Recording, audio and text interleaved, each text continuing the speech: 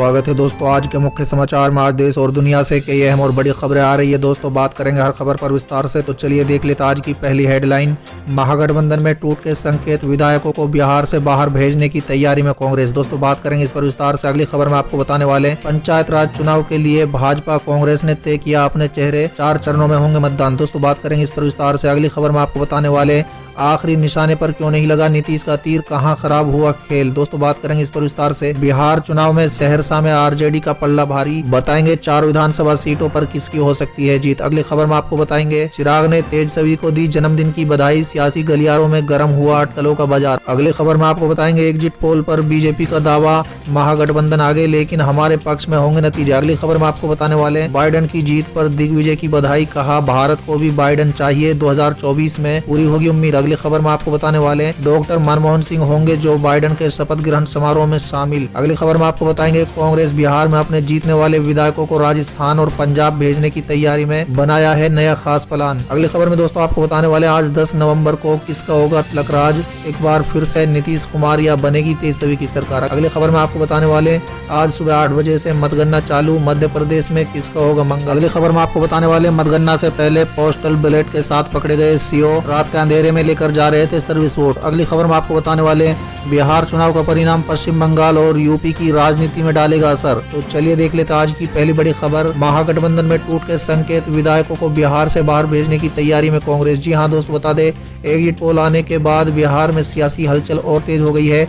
RJD नेतृत्व वाले महागठबंधन की सरकार बनने के संकेत मिल रहे हैं और 10 साल बाद सीएम नीतीश कुमार की विदाई होने का अनुमान है। दोस्तों बता दें, एग्जिट पोल के नतीजों से उत्साहित कांग्रेस को अब अपने विधायकों को टूटने का डर सताने लगा है। ऐसे में कांग्रेस अपने विधायकों को बिहार से बाहर ले जाने की तैयारी में है। दोस्तों बता दें, एग्जिट पोल में कांग्रेस को 35 से 40 सीटें मिलने का अनुमान है। दोस्तों बता दें, मंगलवार को आज मतगणना के बाद पार्टी ने पटना के एक होटल में अपने विधायकों को एक साथ रखने की योजना बनाई है। इसके लिए कांग्रेस आला कमान ने महासचिव रणदीप सुरजेवाला और अविनाश पांडे को बिहार का ओबर्जर नियुक्त किया है। चलिए अगली खबर। पंचायत राज्य चुनाव के लिए भाजपा कांग्रेस ने तय किए अपने चेहरे, 4 चरणों में होंगे मतदान। जी हां दोस्तों बता दें, राजस्थान में पंचायत राज्य का चुनाव दंगल सज गया है। जिला परिषद और पंचायत समिति सदस्य चुनाव के लिए नामांकन पत्र दाखिल करने का सोमवार को अंतिम दिन है। दोस्तों इसके बाद 10 नवंबर को नामांकन पत्रों की जांच होगी। 11 नवंबर को दोपहर 3 बजे तक नाम वापस लिए जा सकेंगे। दोस्तों बता दें, प्रदेश के 21 जिलों में 636 जिला परिषद सदस्य और 4371 पंचायत समिति सदस्यों के चुनाव होने हैं।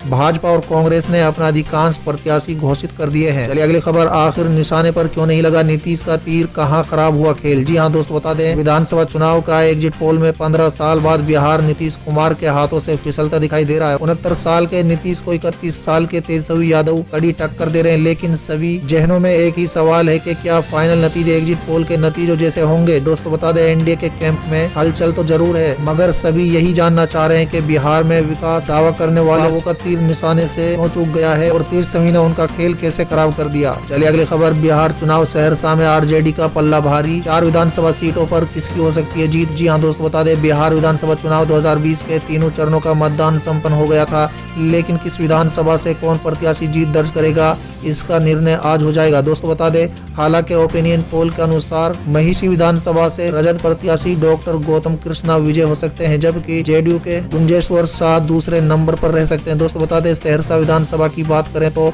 यहाँ से भी महागठबंधन की जीत का समीकरण बनता दिखाई दे रहा है। हालांकि यहाँ से बीजेपी के प्रत्याशी आलोक रंजन ने भी जनता के बीच खूब पसीना बहाया है। दोस्तों बता दें, जनता के समर्थन के हिसाब से यहाँ से रजत प्रत्याशी लवली आनंद जीत की तरफ बढ़ते हुए दिखाई दे रहे हैं। दोस्तों बता दें, सोनवर्षा विधानसभा में जेडीयू प्रत्याशी रत्नेश सादा से क्षेत्र की जनता पूर्व से काफी नाराज चल रही थी और इस बार लोगों ने यहाँ से लेजपा प्रत्याशी सरिता पासवान को अपना मत दिया है। चलिए अगली खबर। चिराग ने तेजस्वी को दी जन्मदिन की बधाई, सियासी गलियारों में गर्म हुआ अटकलों का बाजार। जी हां दोस्तों बता दें, विधानसभा चुनाव के बाद आए एग्जिट पोल से बिहार के सियासी पारा अपने चरम पर है। मतगणना से ठीक पहले आरजेडी नेता तेजस्वी यादव अपना 31वां जन्मदिन मना रहे थे।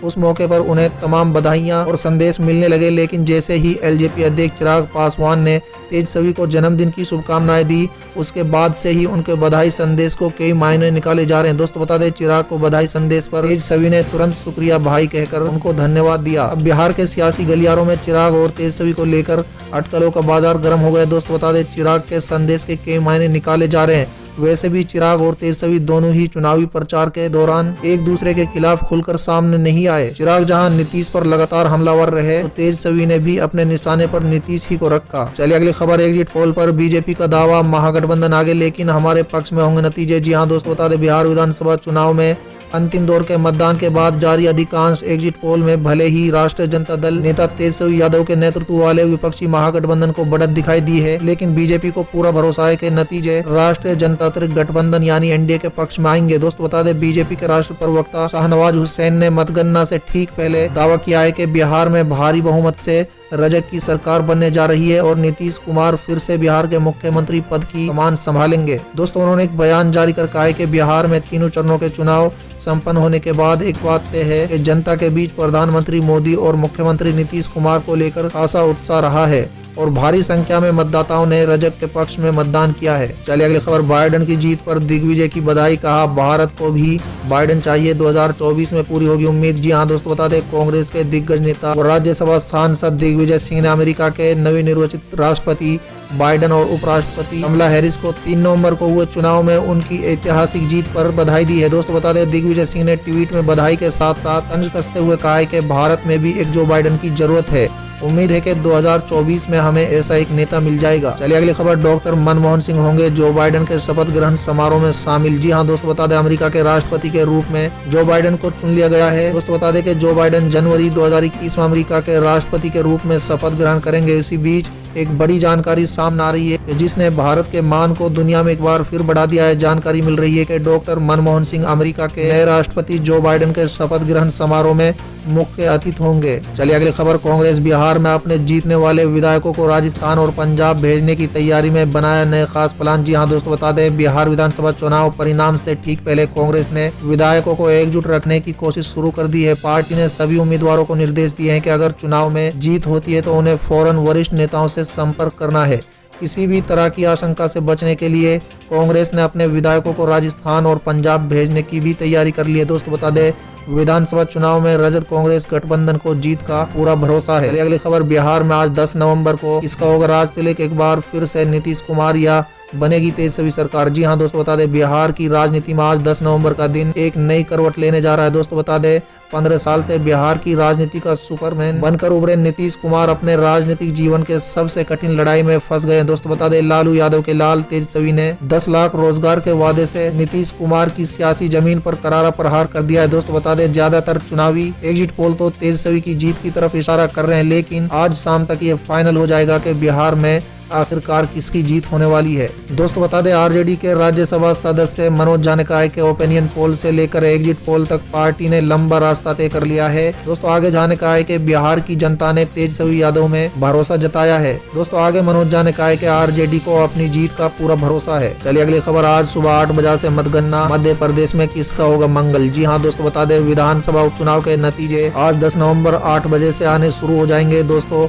जिस वक्त आप ये वीडियो देख रहे हो सकता है नतीजे आने शुरू हो गए हों। दोस्तों बता दें 3 नवंबर को हुए 28 सीटों पर उपचुनाव में 355 प्रत्याशियों ने अपना भाग्य आजमाया है। 10 नवंबर सुबह शुरू होने वाली काउंटिंग में शाम तक पता चल जाएगा कि मध्य प्रदेश में शिवराज सरकार सत्ता पर काबिज रहेगी या एक बार फिर से कांग्रेस सरकार को मौका मिलेगा। दोस्तों बता दें मतगणना आज सुबह 8 बजे से शुरू हो जाएगी। मध्य प्रदेश की इतिहास में पहली दफा इतनी सीटों पर उपचुनाव हुआ है। चलिए अगली खबर, मतगणना के पहले पोस्टल बैलेट के साथ पकड़े गए सीओ रात के अंधेरे में लेकर जा रहे थे सर्विस वोट। जी हाँ दोस्तों, बता दें बिहार विधानसभा में तीनों चरण के मतदान संपन्न होने के बाद हर किसी की निगाहें बिहार चुनाव के नतीजों पर टिकी हुई है।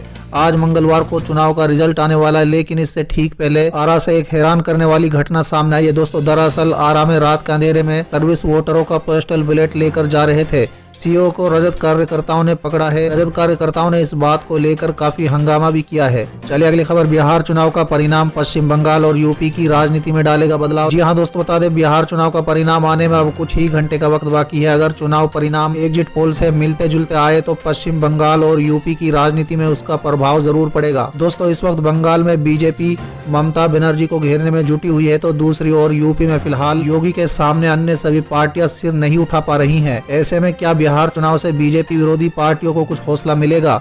दोस्तों बता दें बंगाल में अगले साल और यूपी में 2022 में विधानसभा चुनाव है।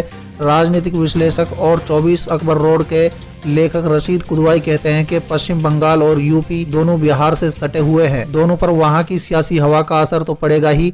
अगर महागठबंधन की सरकार बनती है तो कम से कम यूपी में तो ये मैसेज जाएगा कि बीजेपी को हराया जा सकता है। दोस्तों बता दें, आगे उन्होंने कहा कि निराश होने की जरूरत नहीं है।